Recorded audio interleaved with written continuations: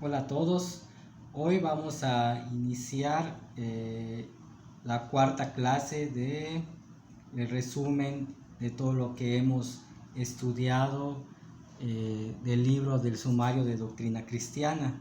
Como primer punto vamos a ver la sección que se llama El hombre en el estado de pecado. El hombre en el estado de pecado.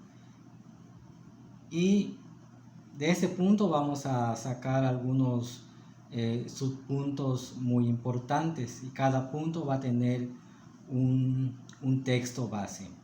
Como primer texto base, vamos a ver allá lo que dice en Romanos 5:18.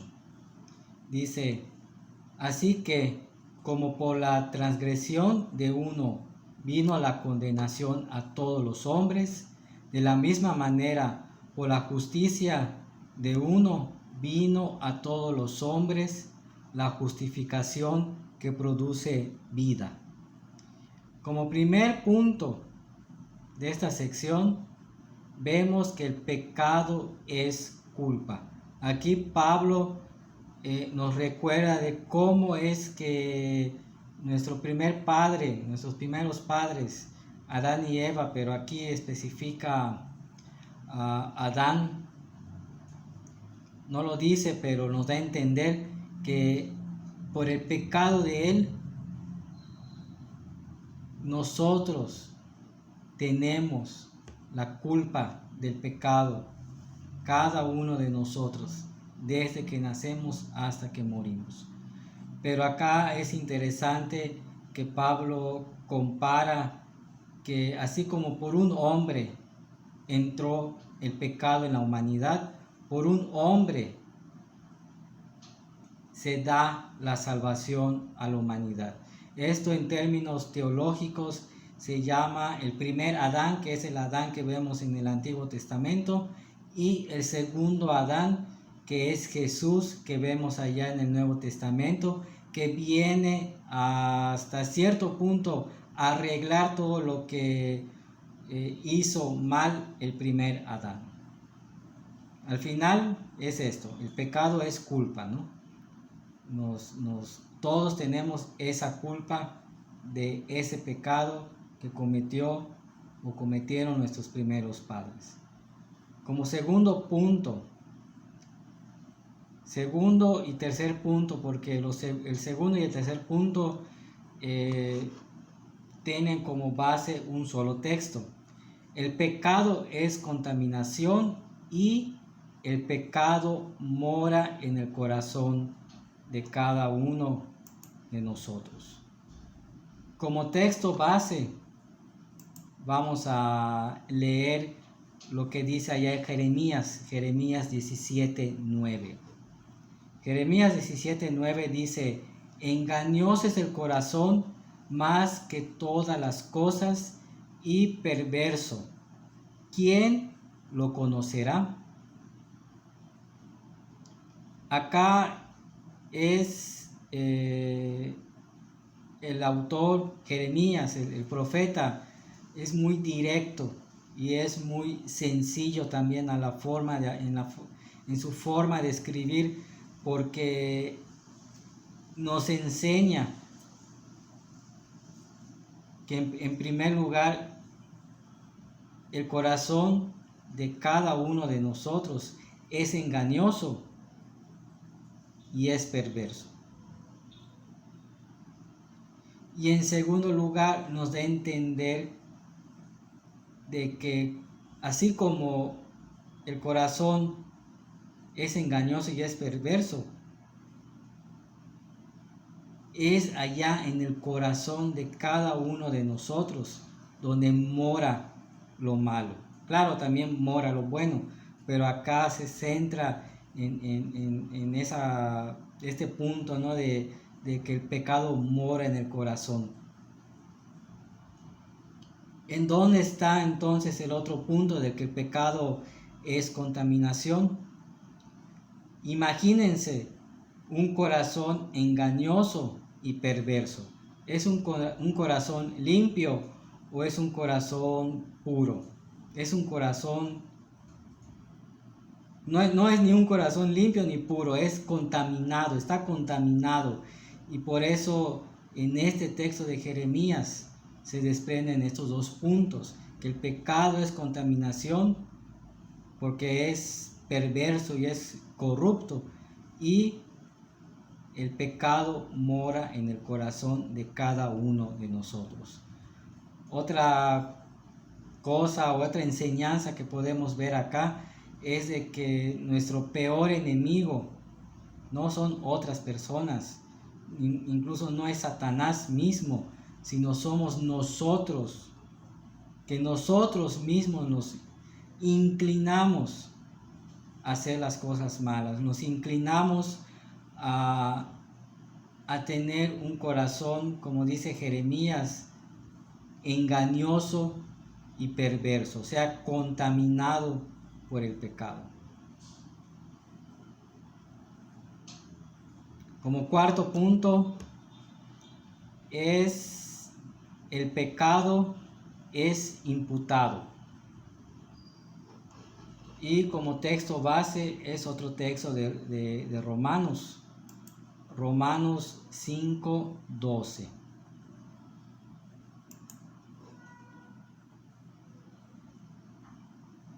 Por tanto, como el pecado entró en el mundo por un hombre y por el pecado de la muerte, así la muerte pasó a todos los hombres por cuanto todos pecaron. Esto tiene mucha similitud con el primer texto de Romanos 5:18 de que el pecado es culpa. Acá Pablo habla de que el pecado es imputado. Vamos a detenernos un poco para ver las coincidencias y las diferencias de esos dos puntos. El pecado es culpa, recordemos, porque la culpa se nos fue, que la culpa del pecado que cometieron nuestros primeros padres se nos fue heredada, ¿sí? El pecado es imputado porque también esa herencia, si se puede decir así, de nuestros primeros padres hacia nosotros, implica la imputación, o sea, implica que nosotros heredamos hasta cierto punto el pecado. Por eso Pablo dice que el pecado entró en el mundo por un solo hombre. Así la muerte pasó a todos los hombres por cuanto todos pecaron. O sea, imputación es heredar o obtener algo de alguien, ¿no? En este caso hemos obtenido el pecado de nuestros primeros padres. Otro último punto de esta sección es que el pecado es universal, o sea que todos pecan. No hay nadie en la tierra, o no ha habido y no habrá que no peque, ¿no? Todos. ¿Quién es el único que no pecó y que estuvo acá con nosotros? Fue Jesús. Pero aparte de él, incluso todos los personajes que aparecen en la Biblia, buenos o malos, pecaron. Vamos a ver un texto. Hay varios textos, pero uno que escogió el autor del libro está ya en Primera de Reyes 8:46.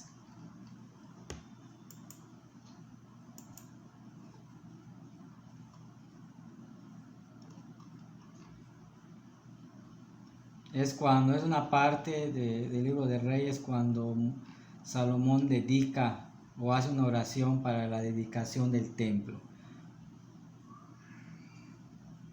Primera de Reyes 8:46.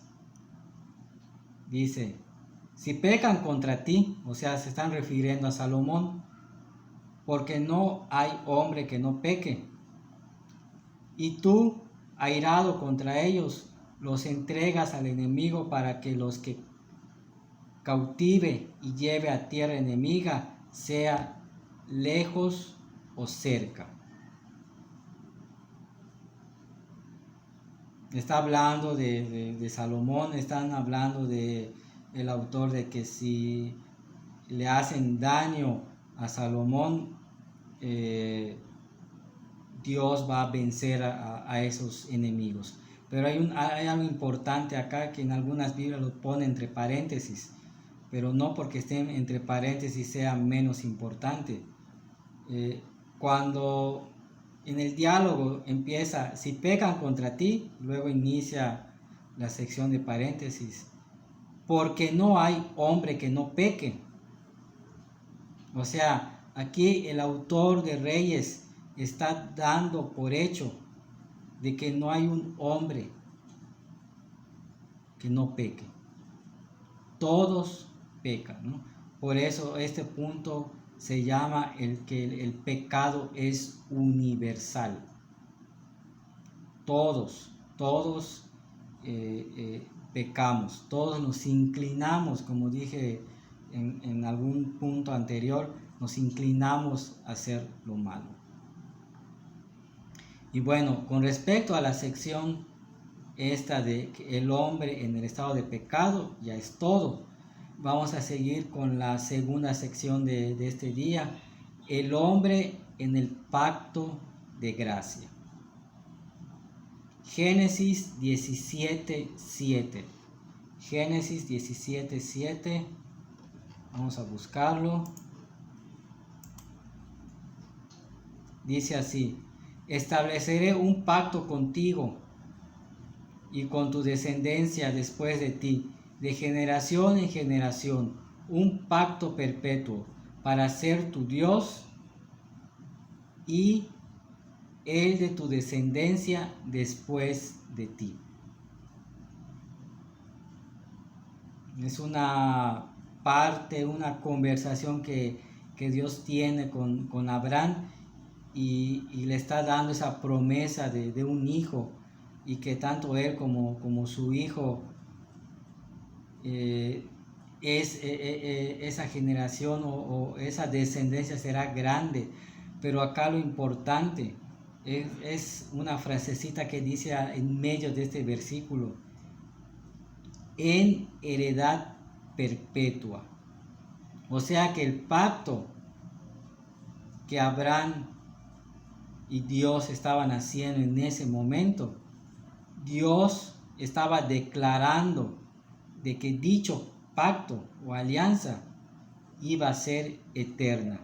En heredad perpetua quiere decir que será un pacto eterno.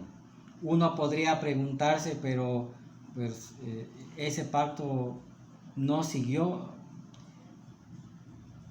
Hay que recordar que Dios hizo muchos pactos con muchas personas en el Antiguo Testamento. Era como un preámbulo de lo que iba a haber en el Nuevo Testamento con el pacto de gracia, participando Jesús, el sacrificio y todo lo que Jesús hizo para que se realice el pacto de gracia. Pero todos esos pactos que suceden en el Antiguo Testamento realmente es uno solo, y es hasta cierto punto la continuación del pacto de gracia, aunque en este tiempo del Antiguo Testamento se centraba más en el sentido de que era un pacto de obras. Sí estaba el concepto de gracia, pero estaba un poco escondido. Y como les dije, era una muestra, un preámbulo del pacto de gracia que iba a suceder después. Sea como sea, ese pacto que Dios tiene con Abraham es eterno, y esa perpetuidad o esa eternidad con respecto a ese pacto se aplica también al pacto que nosotros tenemos con Dios, que es el pacto de gracia, que igual es perpetuo, o sea, no tiene fin. ¿Cuáles son algunas promesas y algunos requisitos del pacto de gracia. Hay muchos textos, pero vamos a leer allá en el Salmo 25, 14.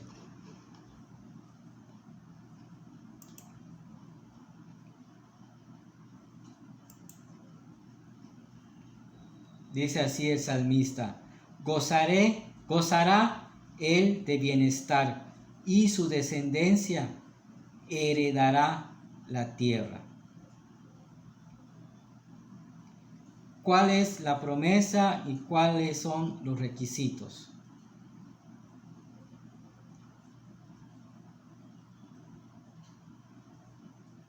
Es el 14, perdón, es Salmo 25, 14. Bueno, que se puede leer desde el 13. Lo voy a volver a leer, perdón por el error. Gozará él de bienestar y su descendencia heredará la tierra. La comunión íntima de Jehová es con los que lo temen, y a ellos hará conocer su pacto. ¿Cuál es la promesa? Vamos a iniciar con la promesa. La promesa: tener una comunión íntima con Dios. La segunda promesa es de que Dios va a mostrar ese pacto. ¿Cuál es el requisito? El requisito está en medio de ese texto, del versículo 14. Hay una como condición. Se puede decir requisito, también se puede decir condición. Dice acá que sí, uno puede tener comunión íntima con Dios, pero el requisito o la condición es que le temamos. Hemos hablado muchas veces con respecto al término temer. El término temer significa en la Biblia no temer de tener miedo, sino temer en el sentido de respetar, obedecer y sobre todo guardar los mandamientos o las leyes según sea el caso, ¿no? Entonces el requisito o el único requisito que Dios pide para que nosotros estemos dentro del pacto es obedecerlo. Y una vez que nosotros cumplamos con ese requisito, hay una promesa: tener una comunión íntima con Dios, tener una relación íntima con Dios. No se puede quitar una cosa de otra, ¿no? Y si nos damos cuenta, casi todas las promesas que aparecen allá en la Biblia tienen su respectiva su respectivo requisito o condición para obtener dicha promesa. En otras palabras, Dios no da solamente porque da, sino que da, pero a veces, casi siempre más bien, pide. En este caso, obediencia. ¿Sí? Génesis 17, 19. Ese es el texto del siguiente punto.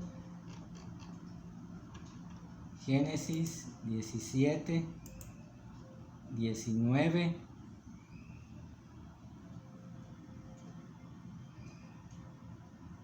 Es igual, Dios, es otra conversación, ¿no? Bueno, es la misma del primer punto de Génesis 17:7, ¿no? Dios está hablando con Abraham, le está dando esa promesa de que iba a ser padre.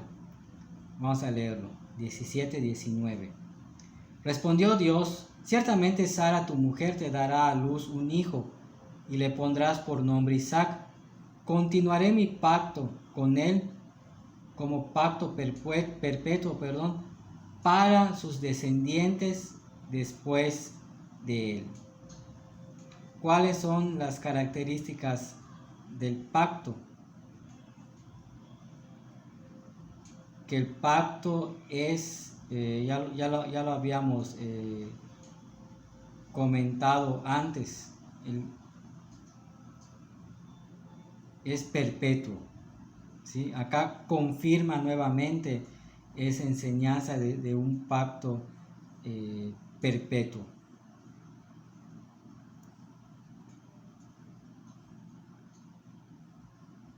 Lo dice allá en el 17:7 que leímos al principio de esta sección, y lo volvemos a leer allá en Génesis 17:19, ¿no? Esa característica del pacto.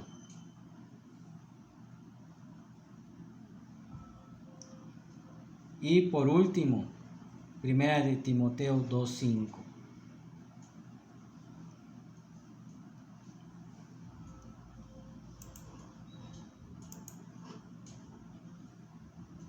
Pues no hay un solo Dios y un solo mediador entre Dios y los hombres, Jesucristo hombre. El último punto de esta sección es de que dentro del pacto de gracia hay un solo mediador. ¿Quién es ese mediador? No lo menciona literalmente Pablo aquí en Timoteo, pero nos da a entender y leyendo los textos anteriores, los textos posteriores, nos concluimos más bien de que es Jesús del que está hablando Pablo allá en 1 de Timoteo 2:5, y está dando por sentado y está diciendo que solamente hay un solo mediador. Pues hay un solo Dios y un solo mediador entre Dios y los hombres, Jesucristo hombre. Bueno, sí lo menciona, no lo había visto, perdón, sí menciona el nombre de Jesús al final. El caso es que dentro del pacto de gracia está la obra de Cristo, y dentro de la obra de Cristo está la función de Cristo como mediador. Y no hay otra persona u otro ser entre Dios y los hombres, solamente Jesucristo, ya que, como vamos a ver en minutos más adelante, Jesús tiene esas dos partes, ¿no? La parte humana y la parte divina. Bueno, con respecto a esta sección de el hombre en el pacto de gracia, ya hemos terminado. Vamos a seguir con la tercera sección de este día, que es los nombres y la naturaleza de Cristo. Aunque nos vamos a centrar más, no nos vamos a centrar en los nombres, sino más bien en la naturaleza de Cristo. Teológicamente, Cristo tiene dos naturalezas. Siempre ha tenido dos naturalezas: la naturaleza divina y la naturaleza humana. Vamos a estudiar brevemente tres textos: uno donde habla de la naturaleza divina, otro donde habla de la naturaleza humana, y otro donde habla de esas dos naturalezas. Antes de empezar, hay que recordarle que Jesús, como les dije hace rato, siempre ha tenido esas dos naturalezas. No es de que dejó de tener una o empezó a tener otra, o poco a poco empezó a tener tal naturaleza, sino que siempre hubo esa, no sé si decir, dualidad de naturalezas. Isaías 9:6. Isaías 9:6 dice así: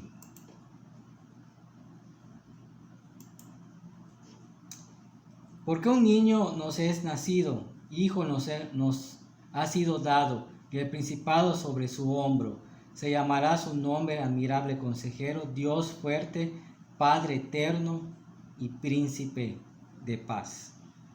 Entre las características que Isaías da para el futuro Mesías, futuro para ellos porque no había llegado, está una que tal vez nos pasamos desapercibido, ¿no?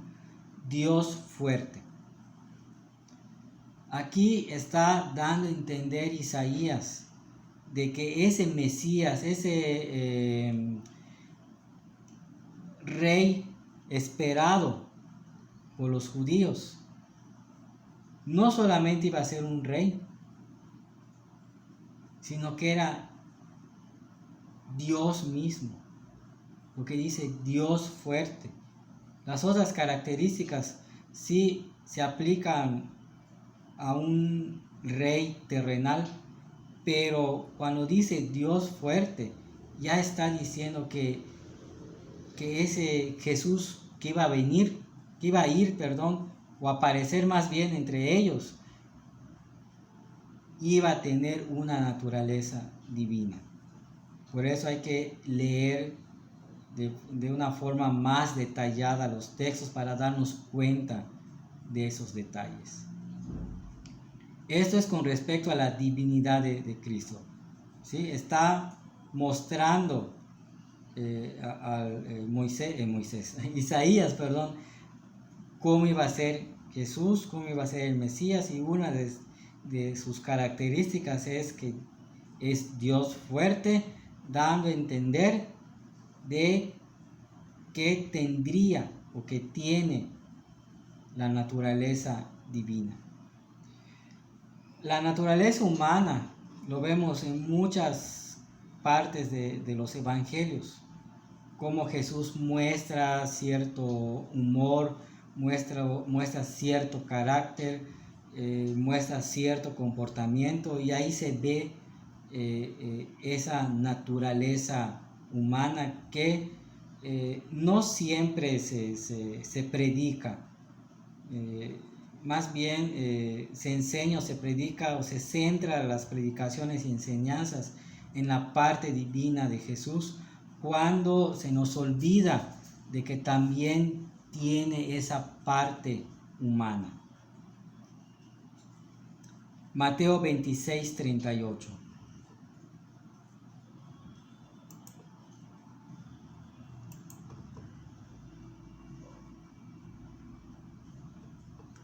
Entonces Jesús les dijo: mi alma está muy triste hasta la muerte. Quédense aquí y velen conmigo. Algunos dicen que Jesús nunca se puso triste, pero acá vemos un ejemplo de que sí sintió tristeza, como nosotros pudiéramos tener tristeza por ciertas situaciones que vivimos o que hemos vivido. Es impresionante cómo el autor Mateo aquí, el autor de este evangelio, lo dice así: mi alma está muy triste. Estaba Jesús en un momento que era un preámbulo de situaciones difíciles para él, ¿no? Su arresto, la tortura que tuvo con Pilato, con Herodes, luego otra vez con Pilato, otra vez con Herodes, ya no recuerdo cómo fue su travesía, luego su crucifixión y todo eso. Estaba triste, y dentro de la tristeza casi siempre hay miedo. No es malo declarar o decir que Jesús tuvo miedo. Sí tuvo miedo. Cuando esa frase de mi alma está muy triste engloba no solamente tristeza, engloba incertidumbre, engloba miedo. Y vemos esa necesidad de Jesús de estar acompañado cuando nosotros tenemos miedo. Cuando nosotros tenemos miedo o estamos tristes, en la mayoría de los casos buscamos la compañía de alguien. Por eso, y a pesar de que los discípulos luego se durmieron, Él pidió a un grupo de discípulos que se queden allá con Él a orar. Y ahí vemos, a mí me impresiona, y ojalá que también a ustedes, me impresiona esa parte humana que Jesús muestra en ese pasaje. Pero bueno, vamos a seguir. Juan 3:13. Ya vimos la naturaleza divina de Jesús, ya vimos la naturaleza humana de Jesús, pero también hay ciertos textos que hablan de esa doble naturaleza y de cómo Él muestra esa doble naturaleza. Juan 3:13.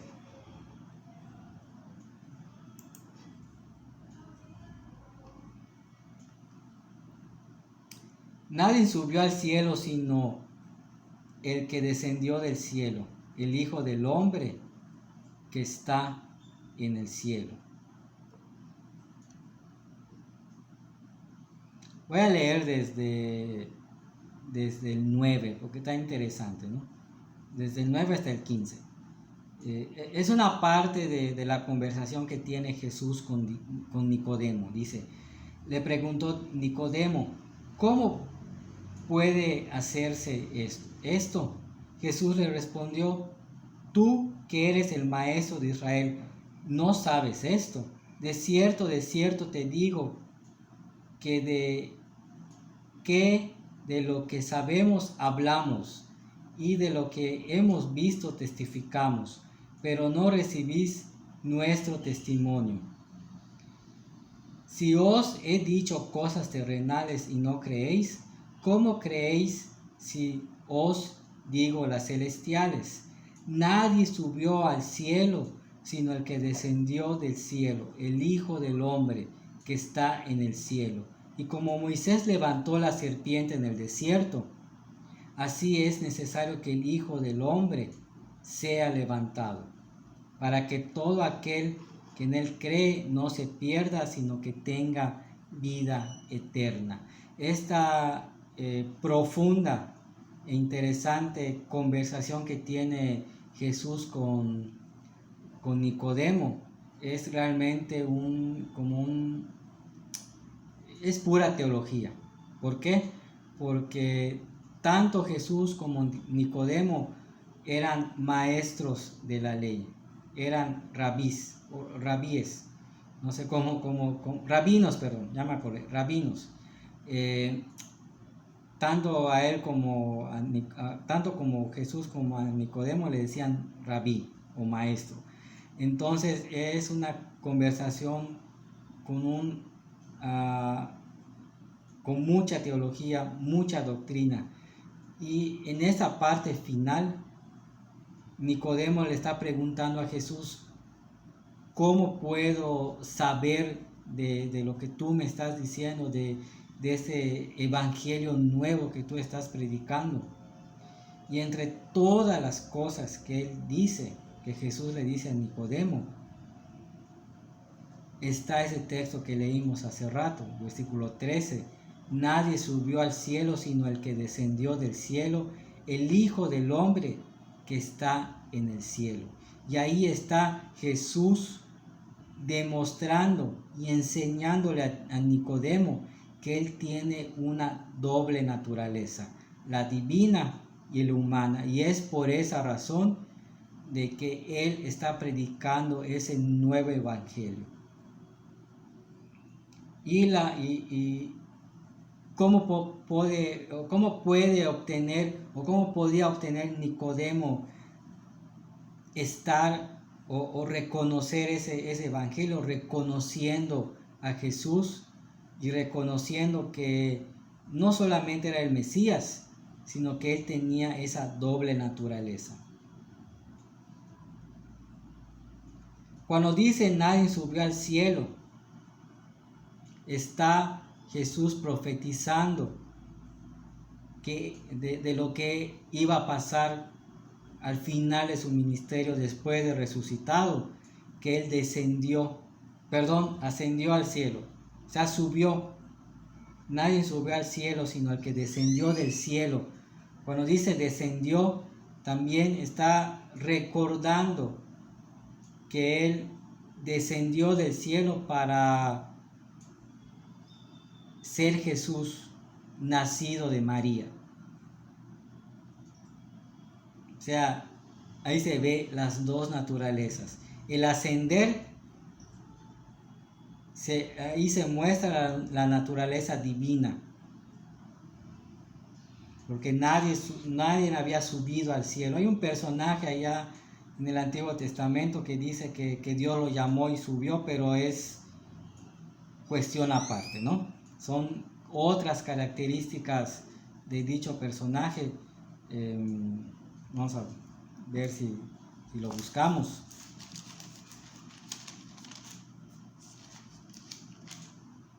Creo que era Enoc.